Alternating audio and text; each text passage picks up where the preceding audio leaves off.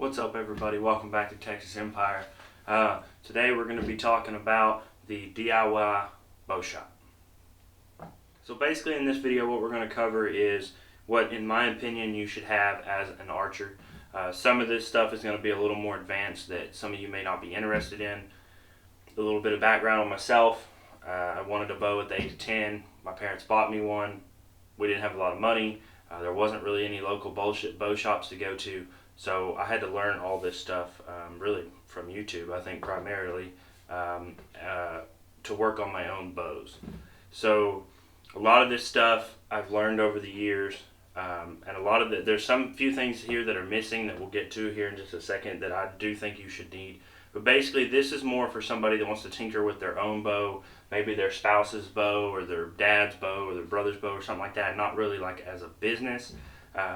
If you're wanting a business, there's definitely better solutions to some of this stuff. This is for the guy that either likes tinkering with his own bows and stuff, which all this stuff can do that for you, or doesn't have a lot of money, or doesn't have a local bow shop, or somebody that just wants to do it himself.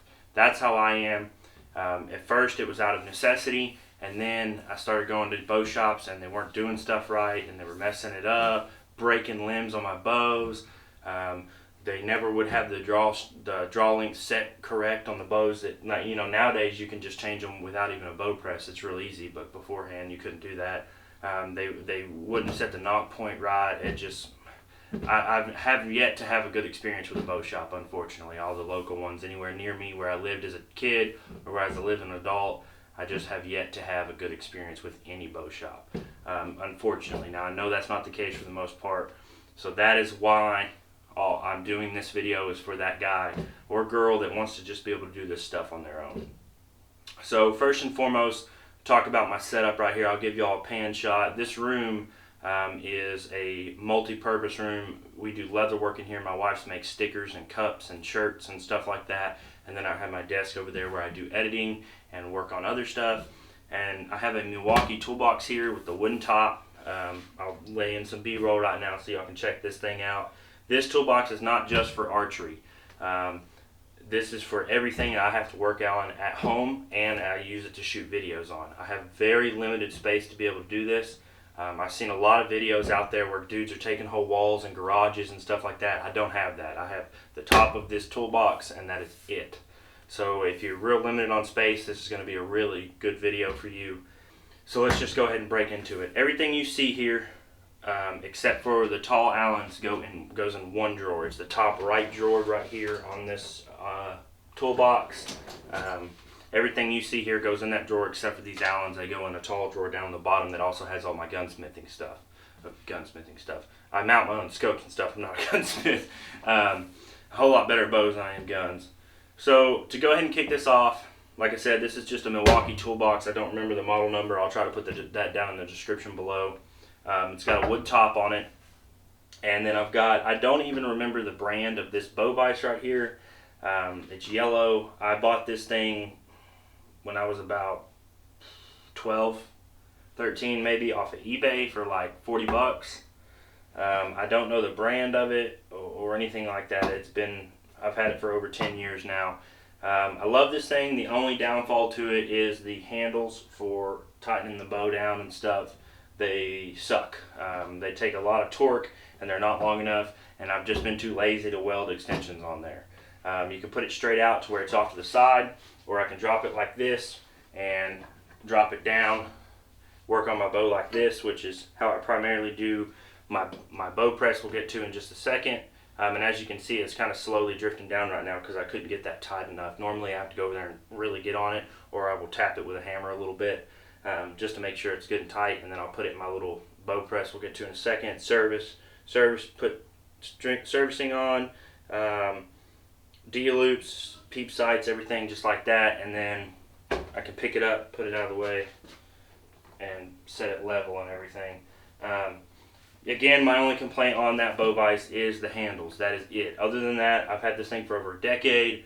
It's worked flawlessly. I love it. I've never broken a bow, never had a bow slip. It works on any type of bow that I've used so far. I've got the Bear Approach right here, the Bear Hunter DHC, and the Hoyt Ignite right there. All three of those bows have been in this press numerous times. I got a couple Fred Bears right here behind this false wall in the closet. I've got old school Reflex, which is basically a Hoyt gone in here, old Bear Odyssey 2s. I've had PSEs, all kinds of bows in this press. I've never had an issue with them at all. So that right there is a necessity. I think every person that's going to work on their bows, even if it's just putting on a D-loop, should have a bow vise. That's my personal opinion.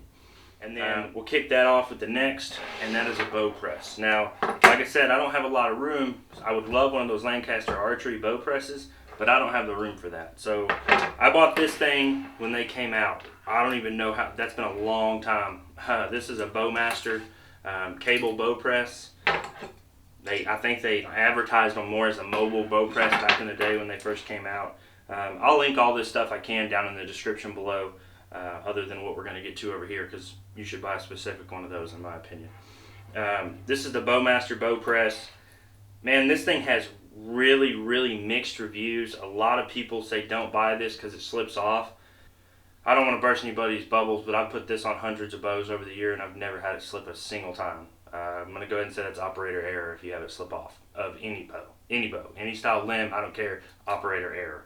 I've never, in using this thing for over 10 years now, had this thing slip, period, at all. Never, not a single time. So if you're having it slip, do some research because you're probably doing it wrong. I don't want to hurt anybody's feelings or anything, but that's just the truth of the matter. This is a great little tool to have. Like I said, don't have a lot of space, can't afford a big bow press regardless. I don't really want one because I've used this thing so long. I've never had any issues with it. I love this thing. For me, this is a necessity because I do a little bit more advanced stuff than what the normal guy's going to do. So I like having a bow press. It's not a must-have like the bow vise is, but if you're going to spend the money, I really don't know how much these things go for nowadays. I'll try to find one and link it down in the description below. Like I said, I bought this thing when they first came out a long time ago, and never had any issues with it whatsoever. None. Zero. So this is a great tool to have. Again, it's a Bowmaster bow cable press. And then another, this is a must-have, and that is a string splitter. This one, I believe, is the boning one. Yeah, I've had multiple of these over the years because this seems to be the most common tool that I lose. This is the boning one. It's good for splitting your string to put in peep sights, solid style stabilizers. Must-have. Don't be using a butter knife. That's dumb. String splitter is a must-have tool in my opinion. There's not much to it. It's pretty simple, easy to use. If y'all want videos on how to use each, a piece of this equipment, just drop it in the comments below and I'll make a video on exactly how to use it, whether it's the bow press, the bow vise, which is pretty self-explanatory, the string splitter. I don't mind making more videos about that. Another one for me is I service almost all my own strings for the most part, especially replace them. So I got a couple servicing jigs with different colors, orange, I love orange, and then just the checkered white and black. Again, these are just simple servicing jigs. Another thing that's not so necessary this day and age is kind of like a separator. Back in the day, your bus cables and your string were a whole lot closer to each other, and getting a servicing jig like this around there and just being able to go real fast was kind of difficult to do. So this is just a piece of PVC with notch cutting in with like vet tape and electrical tape and padding, and I think cabinet liner is, yeah, cabinet liner. I made this thing, shoot, 10-15 years ago, and it just goes in between your string and your cables to push them out so you can service it easier. I'm sure there's a specific, you could go buy one, but I've been using this thing for a long time. Not a necessity nowadays because of the way bows are set up, but it was a necessity back in the day. This right here is just some string making material. I have a few old recurves and longbows that I've bought at yard sales over the years, old antiques, and I've made new strings for them. And I've made one compound string and cable set. It worked good. It's on my bow fishing bow that's again behind this closet right here. This is BY9 or BCY9, whatever it is. I don't know. That was a long time ago I bought this too. But just some string making material. Not a necessity unless you're making strings.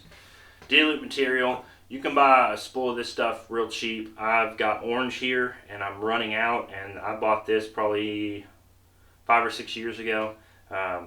And I've got black and pink and let's see what I think green D-loop material all in this drawer right here. Spools, you can buy like a 100-foot spool for I think $7 at Cabela's, and that will last you longer than you'll need.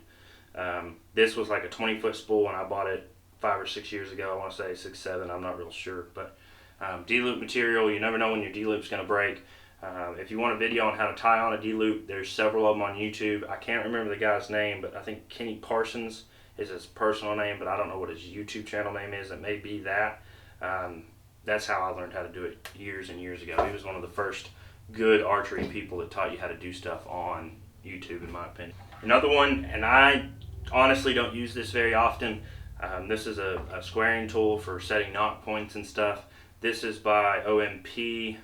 I don't use this as much as I probably should. They've got L-style, they've got little metal ones. This just isn't how I like to do my knocking point, but it's great. This does come with a string splitter on the end of it. Don't use that. That is this not a good design. You will cut your string. I've done it. It's just not. You could take there and sand it off a little bit better and make it better, but as it comes straight from the factory, it's not good. I assume that's what they intended on that being for, which it's way too thick and fat, and it's just unnecessarily doesn't need to be there. It's got different, rod heads, and tighten and loosen your broadhead wrench. There we go, that's the word. Just clips on your string. It's a bow square. Not a necessity for me. I like to do the level technique personally, but I have done them over the years with these things, so you just got to figure out what works for you. But this is the level that I clip on the arrow, and then I have another one that clips on the string. And then we get into Allen wrenches. You can never have too many Allen wrenches. Get you a bunch of these. The best value bang for the buck is going to Home Depot and buying the Husky metric and standard ones, the little Allen wrench sets. I've got some in my bow case, this one that stays right here. And then I've got a T-handle set from Harbor Freight, metric and standard. I work on bows with this, guns with this. I need to get the Torx set version because a lot of like the Vortex scope rings, which is what I use primarily, or a Torx bit, and I've heard some of the new bows are going to more Torx style stuff. I don't have anyone that does that, but I've heard that's what they're going to. You can never have enough Allen wrenches. Keep some in your gear bag, in your bow case, in your toolbox at the house. Anywhere your bow goes, Allen wrenches need to go with it. Figure out which ones fit. If they're all in one kit, cool. If they're not, buy two. Take both of them with you. You never know when you need to move a rest, when something happens to your sight, you want to adjust your poundage because you're tinkering, whatever. You really need Allen wrenches. They're a great thing. So that's primarily for the bows. Now there's a lot of things we could add to that, like a draw board and a bow poundage scale and stuff like that. I'm trying to figure out a way to rig a draw board on top of this with the rod permanently here, and then the winch able to remove and come onto this side. But I don't know how to work on that, or I don't know how I'm going to do that yet. A scale to check your poundage. There's several other things that you could add to this list to make it a little bit more advanced, and that all depends on how far you're wanting to go with your bow shop. So now we're going to jump over to my favorite thing to do, which is build arrows. Now before I start this, I used to have a fletching jig. I lost it in a move a couple years ago, and I have not replaced it. A fletching jig needs to be on this list.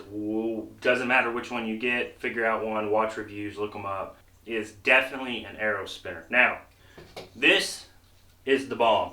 This is from Serious Archery Products. It's got 4 ball bearings, like skateboard weighted bearings. I think they even said reds on them. Which I'm an old skateboarder, so if you don't know what Reds bearings are, they're the bomb. But they work great. And pull an arrow out over here. This is what is this? Black Eagle Outlaw. That's what I was shooting last year. You spin it on that. Now that spun perfect. Just FYI, that arrow spun perfect. Now look at that. It's all over the freaking place. This thing, I hate this arrow spinner. It gives you false readings. In my opinion, I think it's garbage. But this one from Serious Archery has got, I believe this is aluminum brace here and hard 3D, it looks like 3D printed plastic that comes up the side. And it comes in, you got to put the 2 end caps on it, not a big deal, and it comes with the bearings already on it. This is a great product. It's a whole lot more expensive than that one, but I would rather not even have one than have that thing. I'll link their website down in the description below. That's where I've gotten all my arrows and stuff for the last couple of years now. I love Serious Archery products. I'm not sponsored by them or anything. I'm not a part of their field staff yet. Serious if you're watching this. But I love Serious Archery products to begin with, but this is a great idea. Now, another thing you can do, you can go to get like a wood frame and build one, and you can get skateboard bearings and do this yourself for a lot cheaper. Back in the day, we used to buy a kit of 16 Reds bearings off of eBay for like $5. Surely there's a local skateboard shop. You walk in there and just tell them you need some bearings. They'll give you some. But this is a great arrow spinner, and in my opinion, a must-have for building arrows. The next one is an arrow squaring tool. Now, I don't know where I got this one. I found a guy on Instagram a while back. I'll link his username on Instagram down below. I want to say it's like DIY Bow Hunter or something like that. And he did me a camera mount just a couple weeks ago that I'm testing out. And I want to talk to him about printing one of these off for me.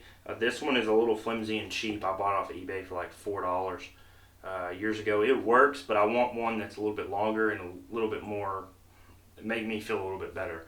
I need to hit him up and see if I can get him to make me one.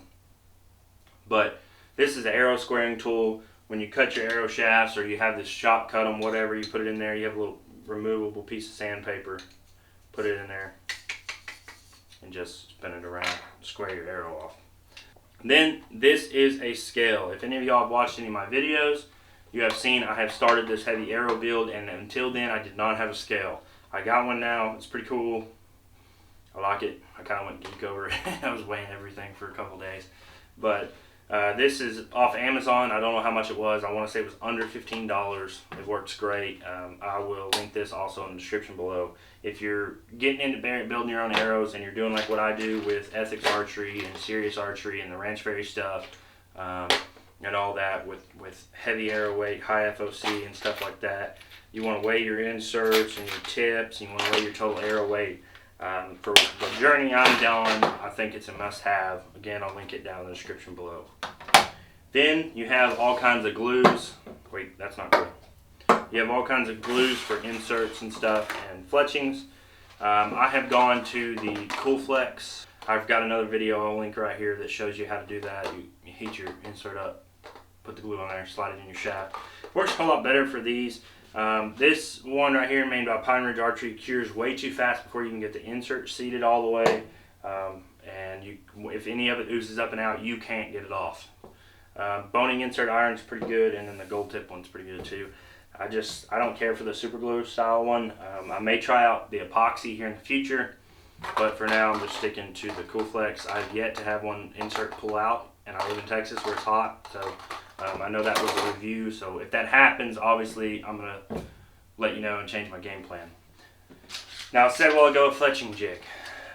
I think everyone should have a fletching jig. I still have, I don't even know how many boning fletchings here, crap ton of fletchings and stuff, but I don't have a fletching jig. I lost it in a move. It's gone. So this year I've been using not this year, I've been using these for a long time. These are the NAP Twister Quick Fletches. They're like 16 bucks for half a dozen, and you boil them in water. It's really great. They're high quality. I've yet to have any issues out of them. I haven't heard anything bad about these. I know somebody out there is going to hate this, and that's fine. I don't care. This is how I've been doing it the last few years, several years, and have had zero issues. I do recommend buying a fletching jig and fletching your own arrows. Just, I don't know, I think that's a little more professional looking, but these work great if you don't have a fletching jig. It's real cheap, real simple, real easy. I also have a paper tuner, which I'm not going to go into great detail on that. I have a video I'll link right here that shows you how to build a paper tuner. It's collapsed down over there in the corner. That's a must-have, in my opinion, is a paper tuner. Again, I hope y'all enjoyed this video. I know it's fairly simple and it's not some big archery shop. I literally only have this toolbox top to go on and one drawer to be able to fit all this stuff in. And there's a few things in here, you know, like old school broadheads, Hartcraft broadheads. If anybody ever shot Hartcraft broadheads, I used to love those things. You know, miscellaneous field points and broadheads. The bad boys I'm shooting this year, the Magna Stinger Buzz Cut. More string lube, fletchings, nocturnal lighted knots, a crap ton of lightweight inserts, little broadhead sharpening tool thingy. I mean, there's all kinds of stuff you could add to the list. I think other than what I have set here, I would add a draw board, I think, yeah, bow scale, and a fletching jig. I know there's better options out there. The OMP bow vise is awesome. I can't afford that, but that's cool. But I've been using this thing. I don't have any issues with it. I just need to weld some extensions on the handles. I've just been lazy and haven't done it. And a couple other little things are, you know, a lighter for burning off the ends of servings and D-loop and stuff like that. I know a lot of people have D-loop pliers. I just use needle nose and open them up. I've been doing it that way since day one. I spend money where I need to spend money on stuff, and I don't feel like that's an area I need to spend money. Again, this is just a real rough, simple, if you're just getting into it, or if you want to start tinkering on your own bow stuff, I think you have to have serving jig. For me, is a must-have. D-loop material and some needle nose to stretch them out. String splitter, you have to have a string splitter. Bow square, some way to set your knocking point and all that, definitely. Levels, all that good stuff. Serious Archery product, arrow spinner. Not that one, this guy, it's awesome. Arrow squaring tool, scale, bow lube, string lube, I didn't talk about that. This one's string snot for waxing your bowstring. If you're not waxing your bowstring, you're a psychopath. But that's pretty much it. I know this isn't big and fancy, but it's a toolbox top, and it does everything I need to do. I can set up anybody's bow from beginning to end with everything I have here. I've been doing it for a long time. So, hope you enjoyed this. If you have any questions, let me know. I'll link everything I can down in the description below.